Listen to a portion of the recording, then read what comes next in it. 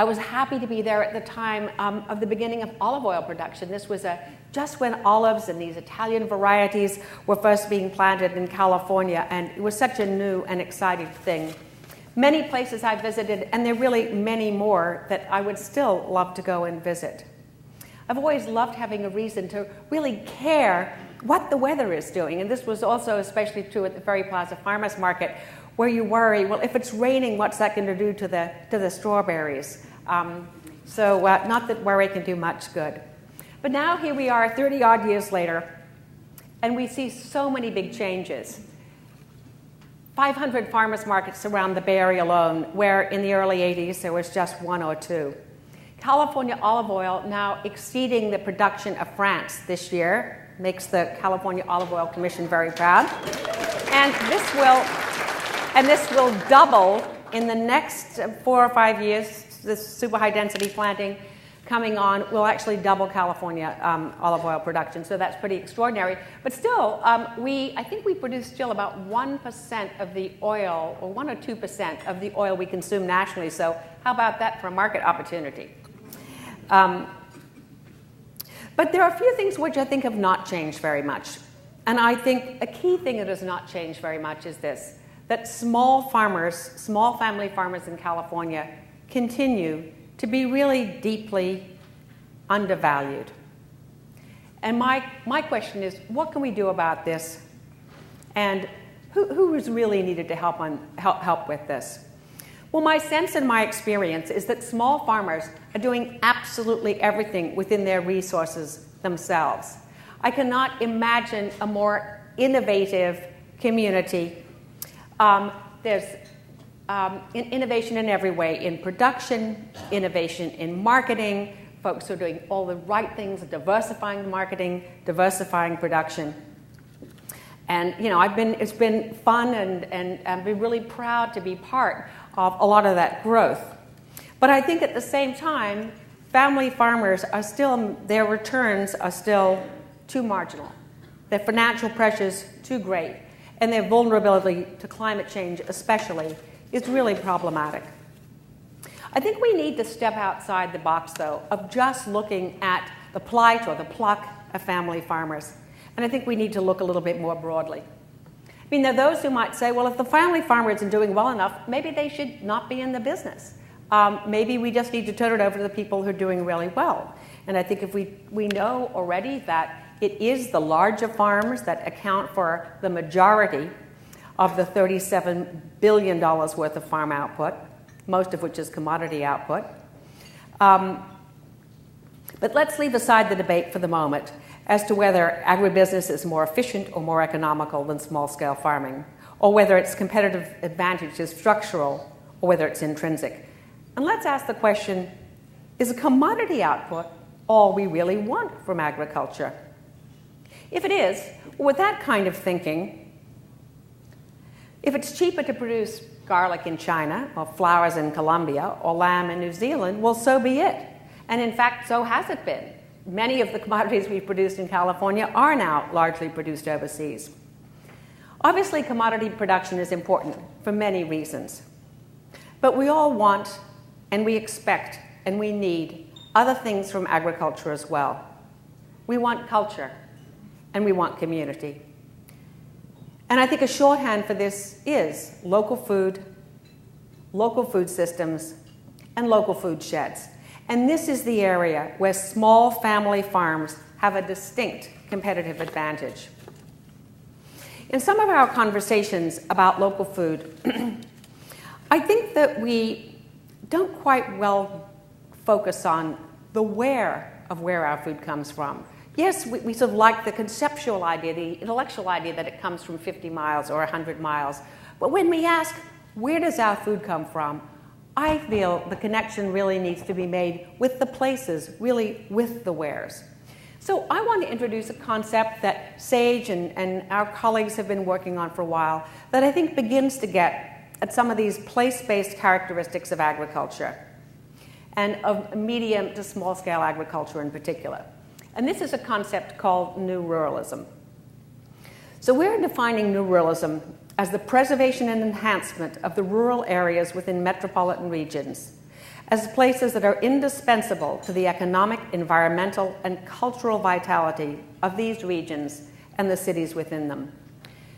In short, New Realism is a framework for creating a bridge between smart growth, also sometimes these days called sort of sustainable communities, and sustainable agriculture and local food systems. The goal is to make regional agriculture and local food systems integral elements in the development of sustainable metropolitan regions. SAGE has been involved in some projects. You'll be glad to know I'm cutting a lot of the stuff that was really dense here, so I'm flapping pages. So I'm going to jump.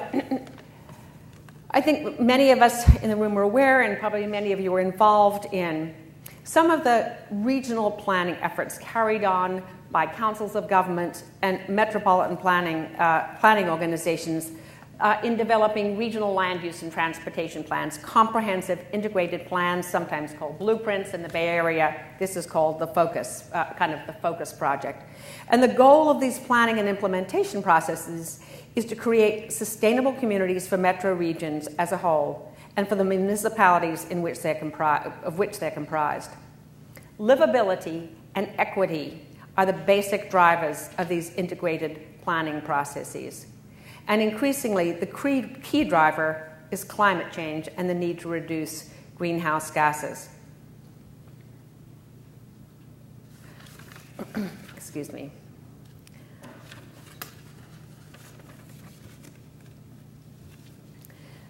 So as here we're trying to create these sort of smart growth communities, a lot of the focus is really on the built environment. But I would ask, what are we doing for our region's rural places that often fall within these metropolitan regions? And these rural places we expect to remain non-urban, to provide food, environmental benefits, and quality of life amenity for the region as a whole. What kind of attention are they getting? We invest in open space, in parks, natural areas, because we understand that they have value intrinsically and because we value them as an essential element for sustainable communities. I think agriculture is too largely taken for granted. Understanding of and investment in agricultural places as a key piece of the sustainable communities puzzle still lags far behind. Some of the public investment in agriculture that we have made, such as subsidies for commodities, produce results that are often directly antithetical to sustainability goals. In some ways, you might say that industrialized agriculture and suburban sprawl are sort of similar blights in their disregard for cultural and environmental values. So the concept of New Ruralism has resonance for some people who are really thinking about this urban-rural connectivity. I don't know yet whether SAGE and its collaborators will develop this concept more fully, sort of like the New Urbanism concept has been developed, with a full set of practices and principles and policies. But leaving aside for the moment this sort of more intellectual construct, I'd like to now focus on a couple of specific projects that exemplify aspects of New Ruralism in which SAGE is engaged, both at the regional scale and at the project scale. At the regional scale, SAGE started a couple of years ago on a project called the San Francisco Food Shed Assessment, produced in collaboration with American Farmland Trust. We asked the pretty simple question: what is produced in the region, 9-county region around San Francisco? What is consumed in San Francisco? And what is the overlap?